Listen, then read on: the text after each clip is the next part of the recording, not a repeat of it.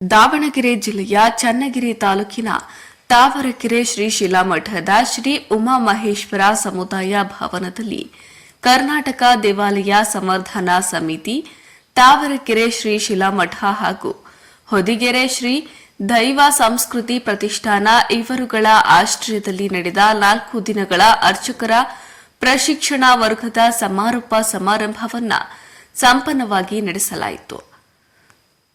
ಈ ಸಂದರ್ಭದಲ್ಲಿ ರಾ.ಸ್ವ.ಸಂ. ವಿಭಾಗ ಸಂಘ ಚಾಲಕರಾದ ದಿನೇಶ್ ಭಾರತೀಪುರ ಮಾತನಾಡಿದ್ದು, ಭಾರತ ವೈವಿಧ್ಯಮಯ ದೇಶ. ಆದರೆ ಜಾತಿ ಮತ ಪಂಥ ಭೇದಗಳಿಂದ ಹಿಂದೂ ಸಮಾಜ ದುರ್ಬಲವಾಗುತ್ತಿದೆ. ದೇಶದ ಏಳಿಗೆಗೆ ಹಿಂದೂ ಸಂಘಟನೆ ಅಗತ್ಯ. ದೇವಾಲಯಗಳು ಸಂಘಟನೆಯ ಕೇಂದ್ರವಾಗಬೇಕು ಎಂದು ಒತ್ತಿ ಹೇಳಿದರು. ಸಮಾರೋಪ ಉಪನ್ಯಾಸ ನೀಡಿದ ಶ್ರೀ ಬೂದಿ ಸ್ವಾಮಿ, ವಿದ್ಯೆಯಿಂದ ವಿನಯ ಬರಬೇಕು, ವಿದ್ಯೆಯೇ ಶಾಶ್ವತ ಸಂಪತ್ತು ಎಂದು ತಿಳಿಸಿದರು. ಇನ್ನು ಕಾರ್ಯಕ್ರಮದಲ್ಲಿ ದೇವಾಲಯ ಸಂವರ್ಧನಾ ಸಮಿತಿ ರಾಜ್ಯ ಸಂಚಾಲಕ ಮನೋಹರ್ ಮಠದವರು, ಶಿವಮೊಗ್ಗ ವಿಭಾಗ ಸಂಯೋಜಕ ಓಂಕಾರ್, ದಾವಣಗೆರೆ ಜಿಲ್ಲಾ ಸಹ ಸಂಯೋಜಕ ವಸಂತ್ ಕುಮಾರ್, ಚನ್ನಗಿರಿ ತಾಲೂಕು ಸಂಯೋಜಕ ಸ್ವಾಮಿ ಕೃಷ್ಣ ಕಶ್ಯಪ್, ಜಯಣ್ಣ, ಟಿಎನ್ ಚಂದ್ರಶೇಖರ್, ಮಂಜುನಾಥ್, ಶಿವಶಂಕರ್, ಈಶ್ವರಪ್ಪ, ಸ್ವಯಂ ಸೇವಕರು ದೇವರಾಜ್, ಗುರುಮೂರ್ತಿ, ಚೇತನ್, ಸಂಜು ಸೇರಿದಂತೆ ಚನ್ನಗಿರಿ ಪತಂಜಲಿ ಯೋಗ ತಂಡದ ಸದಸ್ಯರು, ಮಾತೆಯರು, ಗ್ರಾಮಸ್ಥರು ಹಾಗೂ ಪ್ರಶಿಕ್ಷಣಾರ್ಥಿಗಳು ಭಾಗವಹಿಸಿದ್ರು. ವರದಿ ದೇವರಾಜ್ ಕೆ ನೆಲ್ಲಿಹಂಕಲು. ವಿದ್ಯಾ ದದಾತ್ರೇಯಂ ವಿದ್ಯಾಧ್ಯಾತೆ ಪಾತ್ರತ್ವ ಪಾತ್ರತ್ವ ಧನಂ ಪ್ರಾಪ್ನೋತಿ ಅಂತ ಹೇಳ್ತಾರೆ.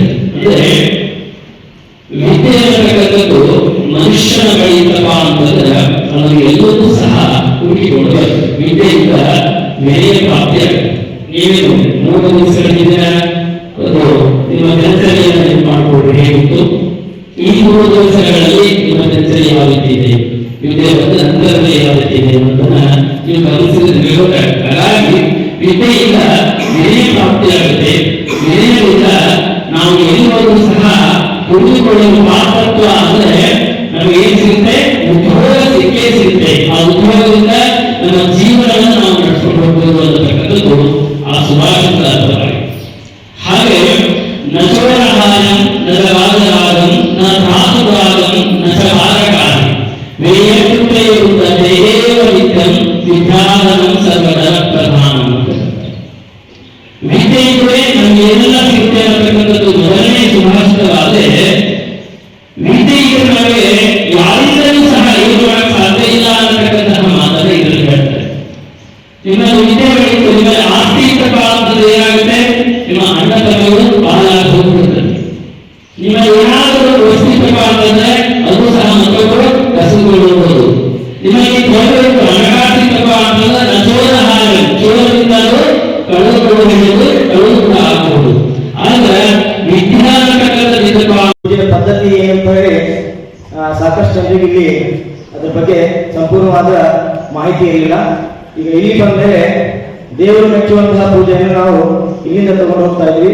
ಇಲ್ಲಿಂದ ತಗೊಂಡು ಹೋಗಿ ಇಲ್ಲಿಂದ ಈ 3 ದಿನದಲ್ಲಿ ನಾವು ಏನೇನು ಕಲ್ತಿದ್ದೀವಿ ಅದನ್ನೆಲ್ಲ ನಾವು ನಮ್ಮ ಗ್ರಾಮದ ದೇವಸ್ಥಾನಗಳಲ್ಲಿ ಅದನ್ನ ಸಂಪೂರ್ಣವಾಗಿ ನಾವು ಮಾಡ್ತೀವಿ ಅಂತ ಇಲ್ಲಿಂದ ಹೇಳ್ತೀನಿ. ಮತ್ತಿನ ಇಲ್ಲಿನ ವ್ಯವಸ್ಥೆ ಬಗ್ಗೆ ಹೇಳ್ಬೇಕಂದ್ರೆ ಸಂಪೂರ್ಣವಾದ ಸುವ್ಯವಸ್ಥಿತವಾದ ಇಲ್ಲಿ ಬಂದು ನಾವು ಏಕಾಗ್ರತೆ, ಜ್ಞಾನ, ಸಂಯಮ ಮತ್ತು ಶಿಸ್ತನ್ನು ಕಲ್ತಿದ್ದೀವಿ. ಮೊದಲನೇದಾಗಿ ಹೇಳ್ಬೇಕಂದ್ರೆ ದಿನಚರ್ಯವನ್ನು ಬದಲಾಯಿಸಿದೆ. ಈ 3 ದಿನ ನಮ್ಮ ದಿನಚರ್ಯವನ್ನು ಬದಲಾಯಿಸಿದೆ. ಬೆಳಗ್ಗೆ 4:30ಗೆ ಹೇಳ್ಬೇಕು, ರಾತ್ರಿ 10 ಗಂಟೆ ಕ್ಲಾಸ್ ಇರ್ತೀವಿ 3 ದಿನ. ನಾವು ಈಗ ನಾವು ಇದನ್ನೇ ಕಂಟಿನ್ಯೂ ಮಾಡ್ತಾ ಹೋದ್ರೆ ನಾವು ಇನ್ನೂ 10 ಜನಕ್ಕೆ ಮಾದರಿ ಆಗ್ಬೋದು, ಊರಿಗೆ ಹೋಗಿ ಅಂತ ಹೇಳ್ತಾ. ಮತ್ತು ಇಲ್ಲಿನ ಭೋಜನ ಆಗಿರ್ಬೋದು, ನಿನ್ನೆ ತಾಯಂದಿರೆಲ್ಲ ಬಂದು ಮಾತೃ ಭೋಜನ ಹೇಳಿದರು. ಎಲ್ಲ ತಾಯಂದಿರಿಗೂ ಎಲ್ಲ ಶಿಬಿರಾರ್ಥಿಗಳ ಪರವಾಗಿ ಲಕ್ಷಾಂತರ ವರ್ಷಗಳ ಇತಿಹಾಸವನ್ನು ಹೊಂದಿರತಕ್ಕಂಥ ದೇಶ, ಅನೇಕ ರೀತಿಯ ವೈವಿಧ್ಯತೆಗಳನ್ನು ಹೊಂದಿರತಕ್ಕಂಥ ದೇಶ. ಈ ಎಲ್ಲ ವೈವಿಧ್ಯತೆಗಳನ್ನು ಬರ್ತಾ ಬರ್ತಾ ಕ್ರಮೇಣವಾಗಿ ವೈವಿಧ್ಯಗಳಾಗಿ ತಿಳ್ಕೊಂಡಿರ್ತಕ್ಕಂಥವ್ರು ನಾವು. ನಮ್ಮ ದೇಶದಲ್ಲಿ ಇರುವಷ್ಟು ಭಾಷೆಗಳು ಜಗತ್ತಿನಲ್ಲಿ ಇರುವುದಿಲ್ಲ. ನಮ್ಮ ದೇಶದಲ್ಲಿರುವಂತಹ ಜಾತಿ ಬಹುಶಃ ಜಗತ್ತಿನಲ್ಲಿ ಎಲ್ಲೂ ಇಲ್ಲ. ನಮ್ಮ ದೇಶದ ಪ್ರಾಕೃತಿಕವಾಗಿರ್ತಕ್ಕಂಥ ವೈವಿಧ್ಯತೆ ಜಗತ್ತಿನಲ್ಲಿ ಎಲ್ಲೂ ಇಲ್ಲ. ಇಲ್ಲಿರುವಷ್ಟು ನದಿಗಳು, ಇಲ್ಲಿರುವಷ್ಟು ಪರ್ವತಗಳು, ಈಗ ಅನೇಕ ರೀತಿಯ ವೈವಿಧ್ಯತೆಗಳಿಂದ ವಿಶೇಷಗಳಿಂದ ಕೂಡಿರ್ತಕ್ಕಂಥ ದೇಶ ಭಾರತ. ದುರ್ದೈವದಿಂದ ಈ ವೈವಿಧ್ಯತೆಗಳನ್ನ ಅರ್ಥ ಮಾಡಿಕೊಳ್ಳದೆ ಪರಸ್ಪರ ಈ ವೈವಿಧ್ಯತೆಗಳೇ ನಮ್ಮೆಲ್ಲರಿಗೂ ಸಂಘರ್ಷಕ್ಕೆ ಕಾರಣವಾಗಿ ಈ ದೇಶ ಅತ್ಯಂತ ದುರ್ಬಲವಾಗಿರ್ತಕ್ಕಂಥದ್ದನ್ನು ನಾವು ಕಾಣ್ತೀವಿ. ಈ ದೇಶದ ಇತಿಹಾಸ ನನ್ನನ್ನೇ ಗೊತ್ತು. ಯಾವ ಸಂದರ್ಭಗಳಲ್ಲಿ ಈ ದೇಶದ ಮಕ್ಕಳಾದಂತಹ ಹಿಂದೂಗಳು ನಾವು ಸಂಘಟಿತರಾಗಿರ್ಬೋ, ಶಕ್ತಿಶಾಲಿಗಳಾಗಿರ್ಬೋ, ಆ ಎಲ್ಲ ಸಂದರ್ಭಗಳಲ್ಲಿ ಈ ದೇಶ ಅತ್ಯಂತ ವೈಭವದ ಸ್ಥಿತಿಯನ್ನು ಪಡೆದಿರಬಹುದು. ಯಾವ್ಯಾವ ಸಂದರ್ಭದಲ್ಲಿ ಈ ದೇಶದ ಮಕ್ಕಳಾದಂತಹ ಹಿಂದೂಗಳು ಅಸಂಘಟಿತರಾಗಿ, ಸ್ವಾರ್ಥಿಗಳಾಗಿ, ಶಕ್ತಿಹೀನರಾಗಿರೋ ಆ ಎಲ್ಲ ಸಂದರ್ಭಗಳಲ್ಲಿ ದೇಶ ಪರಾಗತಿಯನ್ನು ಮುಟ್ಟಿತ್ತು, ಅತ್ಯಂತ ಹೀನ ಸ್ಥಿತಿಯನ್ನು ತಲುಪಿತು. ಅಂದ್ರೆ ಈ ದೇಶದ ಏಳಿಗೆಗೆ ಯಾರು ಬೇರೆಯವರು ಕಾರಣವಲ್ಲ, ಈ ದೇಶದ ಮಕ್ಕಳಾಗಿರ್ತಕ್ಕಂಥ ನಾವೆಲ್ಲ ಹಿಂದೂಗಳೇ ಕಾರಣ. ಈ ದೇಶದ ಪರಾಗತಿಗೆ ಅಂದ್ರೆ ಈ ದೇಶದ ಅವನತಿಗೆ ಅವರು ಕೂಡ ಬೇರೆಯವರು ಕಾರಣ ಅಲ್ಲ, ಹಿಂದೂ ಸಮಾಜವೇ ಕಾರಣ. ಹಾಗಾಗಿ ಯಾವ್ಯಾವ ಸಂದರ್ಭದಲ್ಲಿ ಹಿಂದೂ ಸಮಾಜ ಸಂಘಟಿತವಾಗಿತ್ತು ಆಗ ಅತ್ಯಂತ ಒಳ್ಳೆಯ ದಿನಗಳನ್ನು ಕರೆಯಿತು. ಇವತ್ತಿನ ಈ ಕಾಲಘಟ್ಟದಲ್ಲಿ ನಮ್ಮ ಹಿಂದೂ ಸಮಾಜದ ಅನೇಕ ರೀತಿಯ ಕೊರತೆಗಳನ್ನ, ದೋಷಗಳನ್ನ ನಾವು ಕಾಣಿದ್ದೀವಿ. ನಮ್ಮಲ್ಲಿರ್ತಕ್ಕಂತಹ ಅನೇಕ ಜಾತಿಗಳಿವೆ. ಆದರೆ ಜಾತಿಯಲ್ಲಿ ಅನೇಕ ರೀತಿಯ ಭೇದ ಭಾವಗಳನ್ನು ಕಾಣಿದ್ದೀವಿ.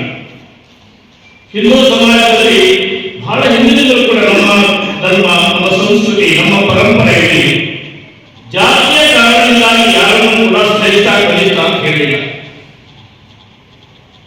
ಸೃಷ್ಟಿಯ ಚರಾಚರ ವಸ್ತುವಿನಲ್ಲೂ ದೈವತ್ವವನ್ನು ಗುರುತಿಸಿದಂತಹ ಸಮಾಜವನ್ನು. ಆದರೆ ಮುನಿಯಪ್ಪ